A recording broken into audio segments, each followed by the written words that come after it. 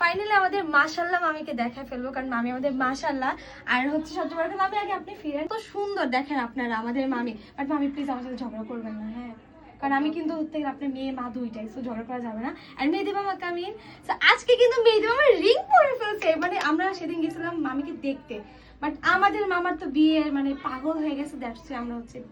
আমি পাগল হইনি, ও পাগল হয়েছে। আমি না, বলো তুমি তুমি তুমি আমাকে কল দিয়ে বলছো কি বলছো? আমি পাগল হইছি, আমি চাইছি আমার মামা বিয়ে করুক, আমি আল্লাহ, আমি তো বিপদে পড়ছি। ও আচ্ছা, আমি পাগল হইছি। ভালো হয়েছে, মেহেদি মামা বুঝলা গেছে, কি বিপদ? বুঝলা গেছে, ভালো হয়েছে। এটা মিথিলাকে বাসায় যাইতে যাইতে বলবো। না, ও আমার লাগে এমন করিস তা, তোরা আমার লাগে। মাশাআল্লাহ আমার ফ্যামিলি সবাই খুশি যেই দেখছে। আমাদের মামি হচ্ছে এইটা একদম রিয়েল মামি, ফেসটা দেখে নেন ভালো করে।